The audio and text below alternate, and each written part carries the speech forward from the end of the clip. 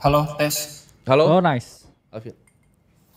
Ya, Sorry. selamat siang sama Bang Timothy Ronald dan juga Prof. Kalimasada. Yes. Siap. Ya Bang, sebelumnya gue terima kasih banget atas kesempatannya. Special thanks juga sama Bang Timothy Ronald karena dari video-videonya gue udah nonton dan yang satu hal yang gue camkan banget ke dalam hati dan jiwa saya itu adalah fokus dan juga reiterasi Bang. Mantap. Makasih banyak Bang, itu udah lumayan mengubah dan masuk ke andil kehidupan gue lumayan Ya. besar Bang. Langsung aja, mungkin kondisi keuangan saya Nama dulu siapa ya. ini? Oh, nama saya Danu Alif. Danu. Usia Umur? 24 tahun, tinggal di Bekasi Bang. Oke. Ya, langsung aja. Jadi saya ini usaha jual beli handphone online dari 2023 sampai sekarang. Oke. Pendapatan sendiri itu 100 juta dan Wih. pengeluaran full. Semua pengeluaran itu 20 juta udah termasuk gaji karyawan, ngasih orang tua dan juga pengeluaran personal. Oke, nanti ini gua akan tambahin nih. Ya, siap. Oke, lanjut dulu. Lalu kemudian berarti gue bisa sisihin sekitar 80 juta. Nah, itu 30 juta Bersih itu ya dari usahanya. Di investasi 20 juta di Bitcoin, 10 juta di saham. Sahamnya ada BCA dan juga BBRI Apa? itu setengah-setengah. 80%, 80 juta investasi di? Enggak Bang, yang dapat disisihkan dari pendapatan bulanan. 40 juta. Ya. Nah, 30 jutanya itu buat investasi per bulan. 20 Oh, yang juta bulan di enggak. Bitcoin. Kamu jangan gitu. Kamu kasih Ya. tahu itu kan buat sorry. Savingmu berapa Saving sekarang? kamu berapa sekarang? Saving 80 juta Bang. Udah di luar Kamu dari punya pendapatan. pendapatan 100 juta terus tabungan kamu 80 juta. Jadi 80 juta, 30-nya itu buat invest, 50-nya itu buat muter modal lagi Bang. Oke, nanti ini Ya ini nanti salah gua pencatatan. Iya. Oke. Iya Bang. Oke, lanjut ya. Ya. Nah, jadi 30 jutanya itu 20 jutanya di Bitcoin, 10 jutanya itu di saham BCA dan BBRI itu tiap bulan Bang rutin. Oke. Oke. Nah, lanjutnya itu kalau total net worth sendiri sekarang itu udah 1,4 miliar. Oke. Di antaranya itu ada di obligasi senilai 96 juta. Lalu saham totalnya 135 juta itu setengah-setengah di BCA dan BBRI. Oke. Lalu kemudian di Bitcoin itu ada 200 juta. Kemudian dana darurat itu nggak pernah kurang dari 150 juta. Aku megang cash di rekening Bang. Oke. Oke. Nah lalu sisanya itu ada 805 juta itu buat muter modal usaha handphonenya ini Bang. Oke. Oh. Oke. Oke. Nah iya. Oke, Pertanyaannya apa? Kemudian Apa ya, berapa gimana, ratus juta untuk muter handphone? 805 juta. Oke, nanti ini gue benerin nih. 850 Prof. Siap. Oke. Iya. Nah, kemudian tanggungan dan hutang itu kosong, nol, dan juga aset keras juga nol. Sekarang saya hidupnya di kontrakan, sebulannya itu mungkin kontrakan cuma 700.000 kayak gitu. Jadi dan juga ada rencana nikah itu kurang lebih 1,5 tahun lagi. Alfian, kopi. Nikahnya itu biayanya mungkin sama mahar sama resepsi itu 150 juta. Kayak gitu. Nah, ini ada beberapa pertanyaan sih, Bang. Oke, gas. Ya. Oke Bang, pertanyaan yang pertama. Nah ini kan kalau saya kan punya rencana itu compounding sampai 15 sampai 25 tahun yang akan datang ya. Nah kalau sekarang ini rencana saya itu kurang lebih per bulannya itu saya mau compounding minimal 30 juta dari pendapatan, 50%-nya di Bitcoin, dan sisanya itu 25% di BCA dan juga BBRI.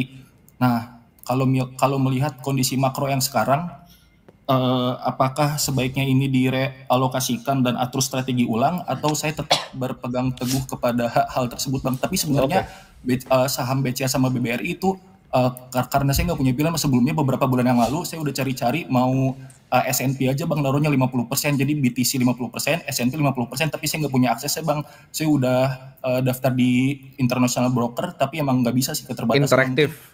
Interaktif. Sorry Bang, grogi Bang. Iya. Oke. IBKR kagak bisa Bang. Itu ada aksesnya gak sih Bang kalau orang Indo kayak saya gitu yang nggak pernah keluar negeri? Kayaknya Indo jurisdiksinya enggak, karena setahu gua itu nggak diregulasi sama Indonesia. Kalau yang diregulasi sama Indonesia itu banyak kan contract for difference, jadi CFD. Lu kalau lihat banyak yang ada aplikasi-aplikasi di Indonesia yang bisa beli saham US tuh kebanyakan bukan beli saham beneran, itu CFD. Gitu. Nah, Gua nggak saranin tuh beli begituan. Itu nanti lagi nih, nanti lah. Itu kalau tadi tuh kita kasih saran karena mereka di luar negeri ya bro ya. Yes. Jadi balik lagi kita kasih saran berdasarkan Keadaan lu. geografisnya ya. Nggak masalah, oke? Dan nggak salah. BCA BRI nggak salah. Oke, gua mulai dulu dari pencatatan pribadi lu. Itu Yes. hancur. Maksudnya hancur itu gini. Bener. Lu secara finansial tuh ahead dari semua orang, Pasti. tapi lu melakukan kesalahan yang sama saat gua 16 tahun jualan pomade. Ya. Jadi lu akan merasa lu lebih kaya dibanding lu sebenarnya. Lu gabungin antara working capital, Bener. inventor, cash, neraca inventory, aset lancar di bisnis lu masukin aset lancar pribadi. Oke, Nah, step itu 1. bener. Itu berantakan tuh ya. Step 1, lu belajar akuntansi. Kita bikinin course Bener. Karena Danu, kamu harus tahu di akuntansi itu ada satu prinsip yang utama, bro. Iya. Namanya prinsip business entity tuh. Iya. Dimana kamu harus memisahkan antara pengeluaran dan juga pendapatan pribadi dan pengeluaran pendapatan perusahaan. Danu ini persis Jangan kayak gua. dicampur. Kamu tau gak Danu, ntar kamu kepleset dari mana? Karena ini lu persis di posisi gua. Ngerasa Gua tuh- dapat Bang. duit banyak, Iya. tapi nggak ada yang masuk kantong Iya, kan? nanti kamu gitu. Gini, waktu itu gua bahkan kayak kira itu uang gua bersih tuh. Gua kira tuh net free cash flow. Nah, ini salah nih. Kamu pasti nggak bisa bedain kan antara net profit sama free cash flow itu apa. Ini udah berabe ini nanti. Karena kamu kalau kamu bilang kayak gitu, kamu masih ada 800 juta yang harus kamu muter. Bahkan tadi kamu kasih bilang pendapatan kamu 100 juta, pengeluaran kamu 20 juta sama handphone ya. Tapi ada 50 juta muter lagi, itu kamu udah berantakan. Bro kakak bilang bentar. Pertama tuh bisnis entity, pisahin dulu. Step 1 bukan belajar investasi, kamu belajar akuntansi. Yes. Iya, ini bang Oke. sebenarnya beberapa bulan yang lalu, kayak mungkin 6 bulan yang lalu, saya kan udah mulai misahin tuh, jadi ada rekening perusahaan sendiri, maksudnya pisahin lah rekening perusahaan sendiri. Bukan rekeningnya, kamu nggak paham accounting. Ini gue kayak ngomong, lu ingetin gue ke gue yang dulu, 16 tahun. Iya bang. Jadi, lu harus fokus belajar accounting, karena accounting itu adalah bahasa dari bisnis. Free cash flow, net free cash flow dari sebuah bisnis itu bersih. Itu yang bisa lu tarik keluar Ya. setelah capital expenditure atau operational expenditure. Jangan tapi bang lu Danu. Jangan tapi bang, kamu Danu ya. Siap, Bang. Oke. Jadi gini, Danu. Ini kamu nggak salah. Kamu cuma nggak ngerti. Jadi ini nggak salah. Step 1 kamu pisahin antara bisnis dan personal. Benar-benar pisah. Oke? Kamu bagikan ke personal itu dividen, Danu, atau gaji. Sih, Bang. Jadi kamu bikin bisnisnya kamu rapi nih. Oke, ada revenue-nya, ya kan, ada COGS-nya, semua lengkap. Ada net profit berapa, nanti ada net free cash flow-nya berapa. Oke, Danu? Siap bang. Nah, dari situ kamu baru decide antara kamu mau gaji kamu. Kalau gaji itu keluar di expense itu nanti. Kamu mendingan gaji diri kamu dulu kalau saran gua, Bro. Yes. Karena nanti ntar kamu kalau bagi dividen tuh kamu salah ngitung. Terus kayak gua, ntar waktu gua udah mabok-mabok di klub malam sama beli sepatu. Ya masuknya expense jualan pomade. Terus kok inventory makin dikit ya benar. Iya. Kecampur gua dan waktu itu dulu. Oke? Astagfirullah. Ntar handphone kamu berantakan jadinya. Ini kamu nggak salah, kamu tuh mungkin pengusaha yang pedagang lah, kamu belum pengusaha, kamu masuk pedagang. Bener bang, Yes. pedagang bang. Pedagang yang hebat gitu. Cuman jangan sampai ketidaktahuan kamu, kan ini kan skill kan, usaha itu adalah skill. Jadi kamu step 1, kamu belajar akuntansi dulu. Nanti bro kakak bikinin lah kursus akuntansi lah Yes. itu. Kamu belajar. Ya. Siap bang. Kamu belajar akuntansi dulu, kamu pisahin antara bisnis kamu dan personal. Kamu udah ada entitas usahanya? Sorry belum. bang, gimana? Udah ada entitas usahanya? Nah itu dia bang, niatnya sih di tahun ini bang gue mau buat PT dulu buat nanti tahun depan. Kalau misalkan ada keperluan buat PT kan bisa buka counter offline gitu sih bang. Soalnya kan baru online, Oke. online doang. Oke, problemnya dengan kamu nggak buka begitu adalah kamu bisa kena pendapatan Pajak. lain-lain pajaknya. Pribadi ya. Pajak pribadi dan itu dibebankan ke pribadi. Jadi saran gue gini Danu, kamu decide dulu ini mau bisnis serius yang besar atau enggak. Kalau ini bisnis yang kamu masih setengah-setengah, which is biasa 24 Enggak, Bang. tahun masih Gue setengah-setengah. niatnya Yes. sih kalau sekarang ini niatnya buat selamanya sih bang bisnis Oke, ini. kalau mau udah serius ya udah, lu bikin PT, lu gaji orang aja dulu freelance. Kalau lu nggak ngerti accounting, suruh orang lain bikin buku lu. Tapi bikin dulu bukunya. Oh. Kamu tadi kenapa mau buka toko offline itu? Online-nya kan udah jalan. Kira-kira Betul bang. ancaman dan juga Ya. potensi Nah. ini yang gimana ke depan? Kenapa kamu malah mau Nah, offline tadi? Iya bang, soalnya ini kan salah satu desentralisasi dari penjualan juga bang pertama. Oke. Kedua, Desentralisasi kemarin itu dari penjualan bang supaya nggak Dia mau terpusat di diversifikasi. online aja. Diversifikasi Kalau maksudnya. ininya omsetnya. Iya. Ah. Nah terus Oke. juga kemarin kan Tokopedia kan abis kena tuh bang dibeli Cina tuh dari Ya. TikTok Shop.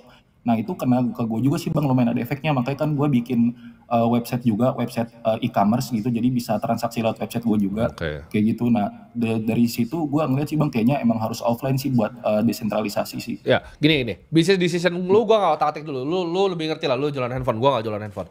Tapi yang gua pengen tekanin adalah satu, lu bikin PT dulu. Nah, PT itu lu structure yang rapi, lu gaji diri lu, misalnya lu gaji 50 juta, let's say. Yes. Iya bang. Nah, itu bisa nggak tuh lu gaji 50 juta situ? Jangan-jangan tadi angka lu berapa itu? Yang gua lihat ini pasti angka lu berapa, lu pasti salah, lu pasti nggak ngerti. Lu pasti membesarkan net profit yang sebenarnya tidak segitu. Bukan karena lu salah, tapi lu nggak ngerti. Gitu. Jadi lu rapin dulu, lu gaji deh lu punya diri keluar. Jadi lu bikin PT nih, lu ke notaris, bikin PT. Habis itu lu rapiin dulu. Nah, ketika lu udah rapin, sebenarnya si Danu ini suka eksplorasi di investasinya. Jadi bahkan gue sama Bro Kakak kayaknya nggak kasih saran di investasi ya. Lu udah oke lah tadi investasi lu. Tapi pencatatan pribadi lu sama bisnis lu ini nggak jelas. Siap, lu udah lebih paham tentang investasi. Lu udah tahu kayak oke beli ini, beli itu. Itu nggak masalah. Itu tetap lanjutin aja. Tapi jangan sampai berantakan antara pribadi sama bisnis. Jadi step 1 sebelum investasi, kan ini banyak yang lu kerjain. Jadi lu nggak usah mikir investasinya bahkan, buang aja pikiran itu. Siap bang. Ya, lu benerin dulu bikin PT-nya atau bikin CV. Structuring dulu ya. Lu structuring dulu yang rapi. Kalau lu bikin formatnya CV, omset lu kan kayaknya setahun lu belum dapat duit sampai 4,8 M harusnya ya. Belum PKP kan dia. Belum Iya. bang, belum. Nah, kalau kayak gitu saran gua nih ya. Sebagai investor dan pengusaha yang banyak bisnis di tanah air, lu bikin CV dulu. Lu bikin CV dulu pakai pribadi lu. Kenapa? Karena di saat lu non PKP. Bang, revisi bang. Kalau per bulan itu, kalau omset kotor itu, kan gue pencatatan baru ini aja sih, bang, pencatatan ala-ala aja di Excel. Kalau misalkan per bulan itu omset kotor sekitar 800 sampai 1,2. Nah, gue net profitnya itu sekitar 10 sampai 15% margin. Oh, kamu putarannya lebih besar ya, nggak apa-apa. Kamu bisa bikin CV split. Itu salah satu opsi, tapi ya kamu bisa PT juga gitu. Banyak juga putarannya. Kamu kalau putaran begitu kena pribadi kena kamu nanti. Bener. Cash flow-nya itu dia lumayan. sih, Itu kamu berarti ke rekening pribadi semuanya ini transaksinya? Iya Prof, rekening pribadi punya. Oh boy ini dah dulu. Iya, makanya. Nggak apa-apa, gue juga dulu kayak gitu. Semua orang nggak tahu. Itu bukan karena lo mau begitu, karena lo nggak tahu. Jadi jawaban lu bikin badan usaha dulu, pilih antara PT atau CV. Tapi kalau CV di bawah 4,8 M lu bisa tarik pre-fund 0,5%. Yang banyak laku HP tipe apa Danu? Harga berapa? Iya. Kalau aku sih semuanya handphone second Prof. Jadi aku jualnya handphone second tapi khusus seri Samsung flagship. Jadi yang Ultra, Z Fold kayak gitu-gitu sih sama iPhone kadang-kadang. Keren. Kamu rapin pencatatan kamu bikin PT atau CV. Kamu gaji diri kamu. Jadi jangan dividen dulu karena kamu pasti berantakan tuh. Ya. Kamu gaji diri kamu per bulan baru kamu investasi dari gaji itu dulu. That's it, that's all. Jangan digabung sama sekali sama rekening pribadi lu. Jangan Excel ala-ala, bikin buku yang benar. Oke bang, siap-siap. Kalau dari segi investasi, udah nggak perlu strategi ulang ya bang? Cukup karena lu paling gede dapat dari handphone lu sebenarnya. Iya, setuju. Investasi lu begitu pasti grow terus ya bro ya. Kenapa kamu nggak coba gimana misalkan dari duit ya, kan PT-nya distrukturin, gaji kamu 50 juta, setiap bulan kan kamu pasti dapat laba bersih dari PT-nya. Iya. Kenapa kamu nggak ekspansi usahamu daripada investasi di capital market atau di Bitcoin? Itu pertanyaan yang paling bagus. Kalau misalkan kamu bisa lebih banyak lah akunnya gitu, jadi 10 akun, siapa tahu omsetmu bisa double. Iya, itu dulu yang kamu kerjain sebenarnya, bro kakak benar. Makanya kita nggak mau kasih saran investasi.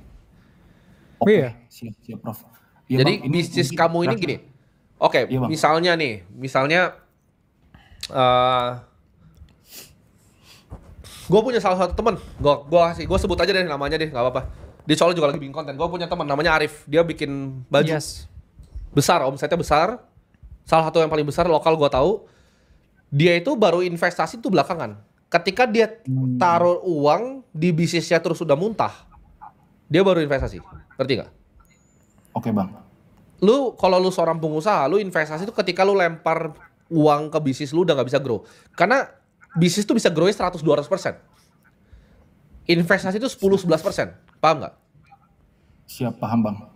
Jadi ketika lu itu bisa tembak duitnya, bisa balik 100%, lu likuidasi semua investasi lu hajar ke bisnis. Benar. Karena investasi terbaik di bisnis yang sehat, yaitu adalah ke bisnisnya sendiri. Apalagi kan kamu juga main inventory juga di sini. Betul. Ngapain ke BRI, ke BCA? Gue kasih contoh deh, partner gue deh, langsung aja partner gue. Misalnya Ivan gitu, Holy Wings. Ketika dia bisa lempar duitnya ke Holy Wings semalam muter di situ, dia harus lempar ke situ. Pasti. Dia ngapain dia investasi di luar? Mendingan dia investasi itu buka outlet dong. Karena ROI-nya pasti jauh lebih tinggi kalau bisnismu sehat. Betul. Dan kalau kamu confident sama bisnismu, kamu confident gak ini sama bisnismu? Seberapa persen dari 1 sampai 100% seberapa? Yakin? Wah, kalau industrinya mah 1000% insya Allah sih Prof. Iya, ngapain kamu invest di BRI BCA kalau gitu?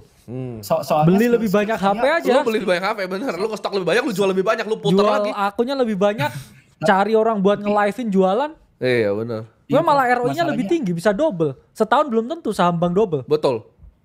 Iya Prof, tapi masalahnya skill saya sih mungkin 70%. Jangan tapi jadi bang, uang jangan beli tapi ada. bang. Jangan tapi bang.